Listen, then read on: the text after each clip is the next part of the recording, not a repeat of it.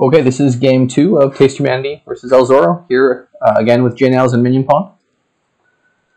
What do we think of this kingdom? Well, looks like if you play more torturers, you win. Yeah, it looks like often the case with torture. mean, an important thing to note is Ghost Town, normally a pretty good village because it's got that nice early tempo. Ghost Town is a really risky thing to buy here. I'd only buy it if I desperately needed it for some reason, like I knew I had 2 tortures and no village the next hand, because it's going to get shut down hard by Haunted Woods. Haunted Woods just negates all night cards. Either that or it negates all buys. Because if you buy things, you top deck the rest of your hand, and your night cards can't get played until after you've bought things. And so if your opponent has Haunted Woods in play and you buy anything, you'll have to top deck your Ghost Towns before you play them. Yeah. I think the other important thing here is Way of the Turtle. You should be turtling your Necropolis every turn of the game, basically, until you have 2 actions. Yeah, so they've both made this mistake. They played their Necropolis normally. Early in the game, the Necropolis is just actively getting in your way. You don't need it yet. And so turtling it gets you a junk card out of your deck, which makes your deck thinner and more likely to find your good cards. Plus, if it's turtled, you always have it on standby to call whenever you happen to eventually need it. And then start a turn with 3 actions. Yeah, so here, it's a great torture board. You got Lackeys, Minstrel. Turtling Necropolis is definitely something you can use. And, you got Ghost Town too if Haunted Woods isn't used. So I think torture-heavy game for sure. And this turn, again, should have been turtling the Flag Bearer, because they don't need that 2 money this turn. They might need it next turn. And it's a terminal action in their next shuffle, which will have more terminal actions in it. So if you do that, you have 5 here as well. Yeah. And you can get another Torturer or Haunted Woods. Yeah. Here's a mistake that I predict is going to get made this game, just based on having seen Torturer games at similar levels in the past. They're going to buy provinces before curses are empty, and that is going to be unequivocally wrong. If you start greening it early, your deck is not going to reach its full potential of playing a bunch of torture attacks every turn. And then you're going to end up with all 10 curses when your opponent eventually does that very thing.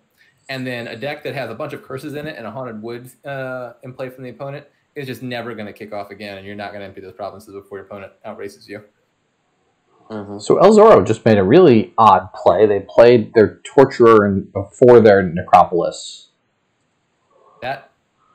because then you can turtle the Flag Bearer for the coins when you need them. Or play it for the coins if you draw your Hovel and Overgrown State and don't have 5. Yeah, why? I don't understand that. So this... Yeah, it is just a big square. If you're watching the video, you can't tell this, but it's a big square in the middle of each of the cards, right? It could just be they don't, they haven't played a lot with Menagerie with the latest expansion and don't understand sort of the strategic significance of it, but essentially it goes from Necropolis being nothing this turn to, plus 3 actions, essentially, when you actually need it to be. Yeah. Another thing to think about related to the Way of the Turtle is and we were alluding to this, but you can set the card aside with Way of the Turtle with no intent to ever play it. Someone was referencing this in the chat, Chattertail referencing infinite turtles. For example, take Ruins, from Cultist or Marauder. You can just turtle the Ruin, and then next turn, when it gets played by Way of the Turtle, you can just choose to play it as a turtle again to keep it set aside and just never, ever, ever unturtle it. And it will just always be set aside each turn. And at the beginning of the next turn, it'll prompt you, do you want to play this again? You're nah, turtle again. And so you can get stuff out of the way. On top of Necropolis, which you might eventually call again because you might need action in a certain circumstance, a card here that I would love to be turtling is Flag Bearer. Flag Bearer is an awful card to have in your deck. You buy it if you want the flag, but Terminal Silver is just worse than nothing. It just gets in the way. And so I would very much look at the earliest opportunity to turtle that Flag Bearer with no intention of ever taking off the mat again, except maybe on the final turn for a big extra spike in money. And I think something, educational here, there's sort of a game of Flag Bearer chicken. Whoever buys the first one, their opponent then buys the second one and has the flag for a while, and then the first person buys it, and the second person buys it back again. So whoever the first person is to buy the Flag Bearer gets very little value out of it, and the second player gets a lot more value out of it. Yeah, I've seen that often. You buy flag first only if there's some specific contextual reason, like you really need to trigger shuffle next hand, or you know your opponent can't contest it for a while because they're in debt or something like that. But in general, flag has a pretty big second mover advantage. But Taste Humanity bought it on turn 2 and drew 1 extra card. El Zorro bought on turn 2 and has drawn now 7 extra cards with it.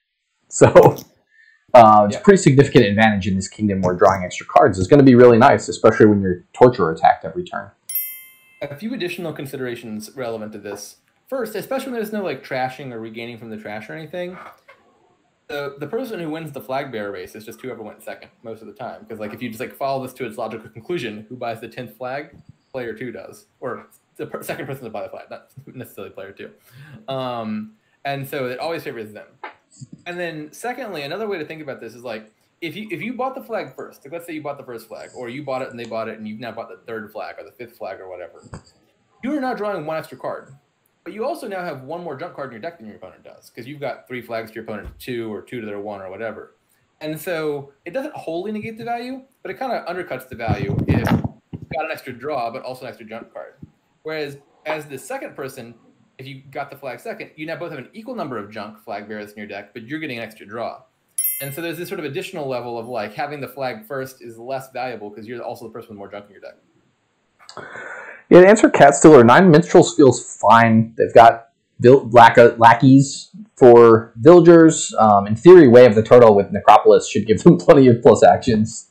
Yeah. And even... I would agree with that. I think Minstrel's a great card here for a few reasons. Firstly, there's obviously a lot of terminals you want to play. I wouldn't want to burn through my lackeys villagers more than necessary. Minstrel plus lackeys on its own is a pretty good combo.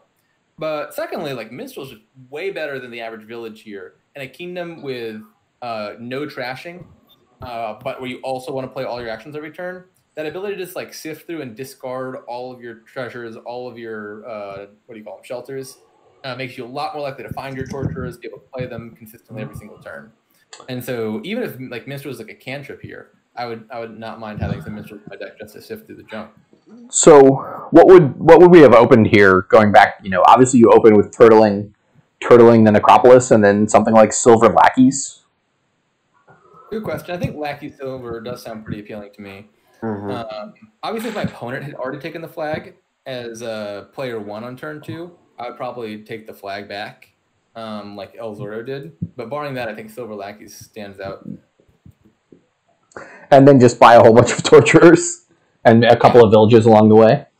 So my basic goal here is to play lots of torturers. That doesn't necessarily mean every 5 is a torturer. Haunted Woods attack is pretty significant. And maybe at some point, once your deck starts to get up and running, you'll need the Wine Merchant for plus buy. But yeah, early on, the first few 5s are probably like 2 or 3 torturers before I do any of that other stuff. I might pivot to Haunted Woods earlier if I saw my opponent taking Ghost Towns, because obviously it shuts those down. Who has the Treasure Trove? I really dislike this. Taste Humanity has it. Okay. I mean, this totally looks like a Minstrel torture, just attack, because the Minstrel's just great at getting to torturers and just playing them a ton every turn. Then your opponent basically can't do anything without gaining tons of curses. So I'd say El Zorro looks good here again, and I definitely want more Minstrels. Yeah, I love Wonderman. I would probably click Minstrel double Lackeys here, but double Minstrel would also Even under the Woods attack?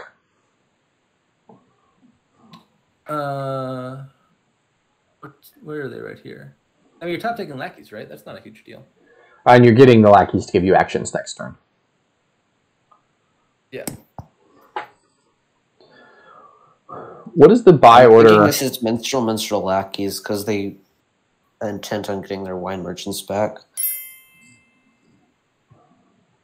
Or not. I don't know if Full of Aura just joined, but Ghost Town is really risky here with Haunted Woods around, because Haunted Woods shuts down night cards.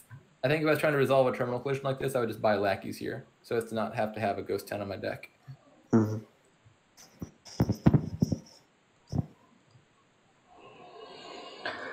The issue is not the Haunted Woods shutting down the Ghost Town the turn I'm buying it, it's having to have the Ghost Town on my deck for the rest of the game.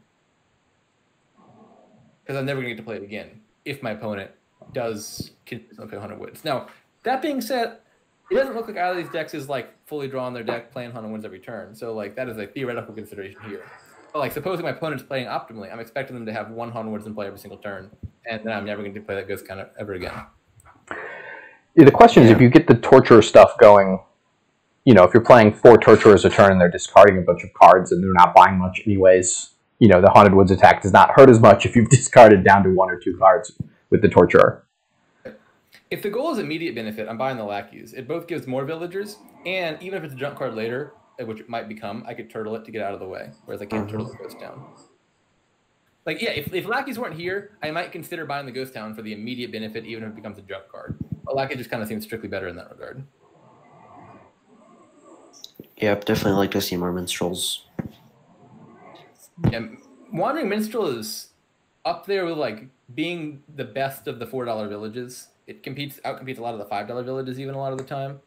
Yeah. Really, and this is like the ideal kingdom for Wandering Minstrel too. It's like a kingdom where you desperately want to draw your whole deck, play all your actions, but it's just like laden with junk and curses and so forth.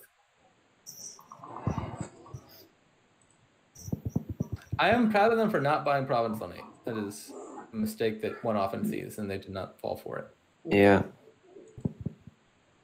Returning to the treasure trove for a bit, because I mentioned briefly, I think it's a big mistake here, but I haven't really explained why. I do like treasure trove in big money games. Like, I think it's a pretty good big money card. Like, imagine you remove the whole bottom row of this kingdom, then something like a treasure trove and some torturers would be a good money deck. We have like 2 or 3 torturers, 1 or 2 treasure troves, and you just sort of like you let your deck fall out of control. You're like, I'm going to flood my deck with coppers and golds, and that's going to hit 8 reasonably often. That's a type of big money I like playing.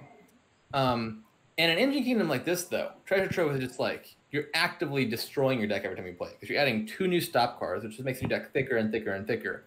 And money's not the biggest limitation here, right? Like you have plenty of money from all the coppers you can't get rid of. The big limitation on how much you can gain here is going to be the buys. Like you need to draw around to your wine merchants and play them, which requires lots of villages, lots of draw, plus having wine merchants to play them. And the amount you buy will be limited mostly by your buys. And so having more treasures is not really, I think, all too significant.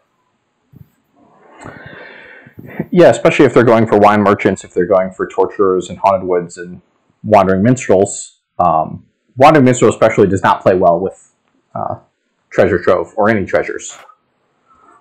Yep. One of the more annoying parts about wandering minstrel is it always seems to find your golds and then discard them every time. So, you know, if that's something that when you've played that enough times, you just get frustrated by that and think maybe I don't need to add the treasure trove here with the wandering minstrel and get my money out of wine merchants and various other things.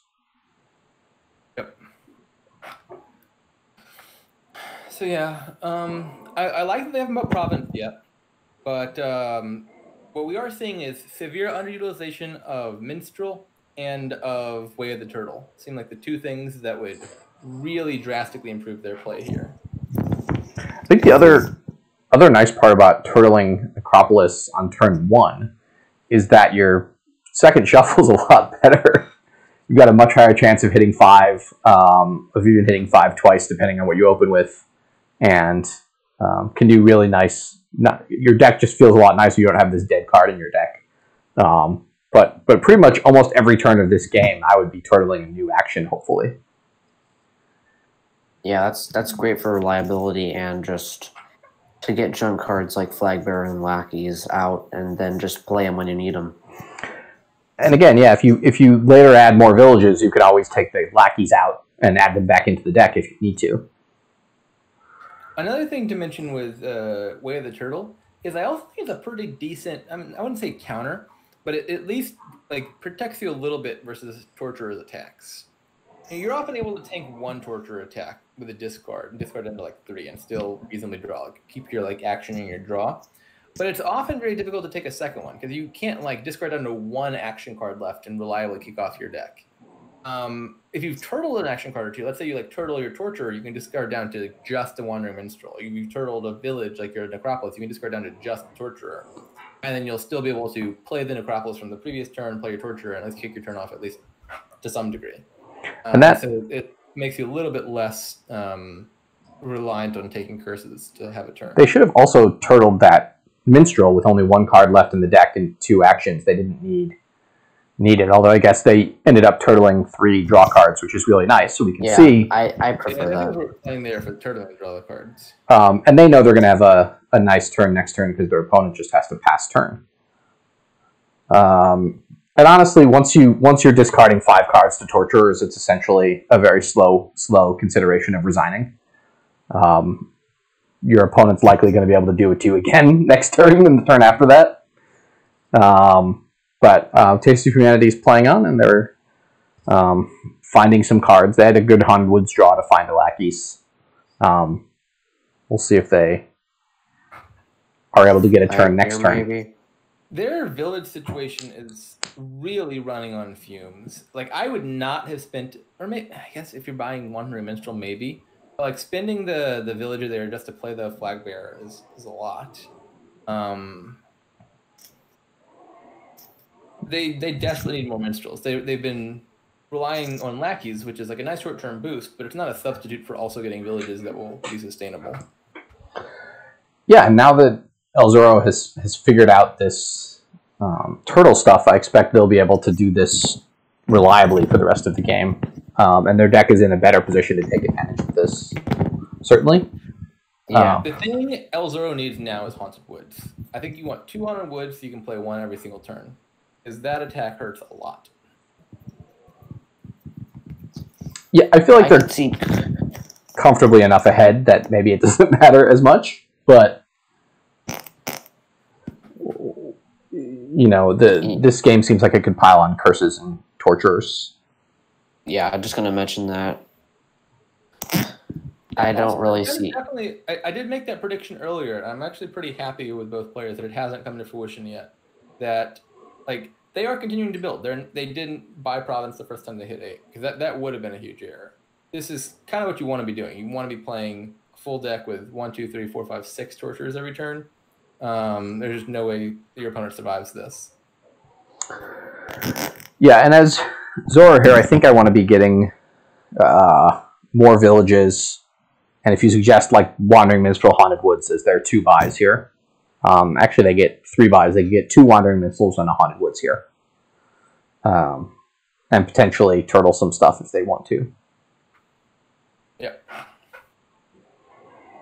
Yeah, and as Cheditero points out, they're not that far away from being able to just buy the last couple of curses and into the game. Yeah, I just think I'd be fine with 3 minstrels just to get all your terminals played and then get the wine merchants out, which is definitely an important thing. See, you definitely want your wine merchants, but I don't really think it's going to matter. But I would have taken minstrel over torture there for sure. Taste Humanity should definitely be resigning at this point. Like, there's not a winning path from here. Yeah, and to recap our earlier flag bearer comment, Taste Humanity has now drawn 2 extra cards, and Elzoro drew 14 extra cards with their flag. So that's just the cost of being the first one. The first mover on the flag is really high in a kingdom like this, where there's no trashing as well, where you can do some tricks to trash it and back and forth. Yeah. I mean, your opponent drawing 6 cards is just huge. Totally worth a flag bearer. Yeah, so we'll see here what Taste Humanity does. They can't really take...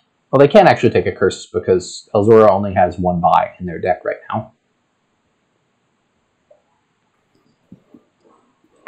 But there's not much that they can do. They don't have any villagers left, so this Torturer is just a terminal draw at this point. Yeah, this should be resigned. There's no way out. Yeah, I'm okay in general with you know, newer players, and this is I Division. You know, not quite sure when the right point to resign is. So sort of for educational value, you know, what is the hope that they hope to do next turn or the turn after that? And you know, Taste Humanity feels like they've been tortured this game, which is why the card's called Torturer. And tortured to the point where you're just playing all these torturers every turn. You're just discarding your hand. You don't get turns, or you end up with a deck flooded with curses. I don't think Elzoro has a single curse in this deck. Do not think. Nope. And I assume they're probably going to buy a province now, although I think just... yeah, I mean, it's not necessary. I mean, even buying a The problem curse. here is to buy a curse. Buy a curse here, and you're saying, like, no matter what you do next turn, I could draw And then you you're- 5 death yeah. cards, and I'll just buy a curse again. Yeah. They can, at best, Taste Humanity can buy a copper on this turn. So... Take the copper. When you see your opponent has 0 cards, the move here that's a 100% win on your following turn is buy a curse, because you know they can't do anything with 0 cards in hand. And you know no hand. They can buy the last curse. Yeah. They can just buy the last curse. Make sure they don't have a Haunted Woods or a Ghost Town coming into play. Yeah, I mean, a curse pileout is one of the hardest to notice. It took me a while to train myself to look at the curses, so I would not be surprised if there was even an unintentional curse pileout. I've definitely accidentally played a Soothsayer or something, and then bought a province when the game ended, and I realized, oops, I 3-piled myself and lost because I wasn't looking at the curse pile. But in general, Pileout's Dominion can be really tough to spot. The curse is one, but things like Villa, which a very famous top player missed not that long ago. You reach a certain level, and again, this is when you're playing a lot of Dominion against your friends IRL, not a lot of 3-piles, but online at the higher levels, rarely does a game end with 8 provinces being... I won't say rarely, but less often does it end with 8 provinces being taken. Yeah, definitely. I've hardly ever 3-piled when just playing casually at home. Is like, of games that don't end in a resign, which is a big portion, it's probably like close to 50-50, I would guess, in terms of whether it ends in a 3-pile or not. Yeah, I guess it's unfair to count resigns in the category of games that aren't 3-piled. So any final notes on this game? So I think El Zoro, broadly played the right strategy there. Like we were saying, definitely the best move is to just play all the torturers, keep on the pressure, don't let your foot off the gas, don't green. And we see here they never greened, and I think it worked out very well. They could have improved a bit if they made more liberal use of Way of the Turtle, specifically just indefinitely turtling lackeys, and got some more minstrels earlier. But I think what their deck looked like, for the most part, is in the right direction. And I guess lastly, like a Haunted Woods or 2. Again, because that's it stopped the opponent from taking the curses. Because if they take the curses then don't discard them again, then now they're in a spot of they tap deck 20 curses next turn, and they're still stuck. I'll be right back in a second as well then, since El Zoro seems to be taking a break. Okay. Well, thank you for watching this. Hopefully it was helpful, and we'll see you in Game 3.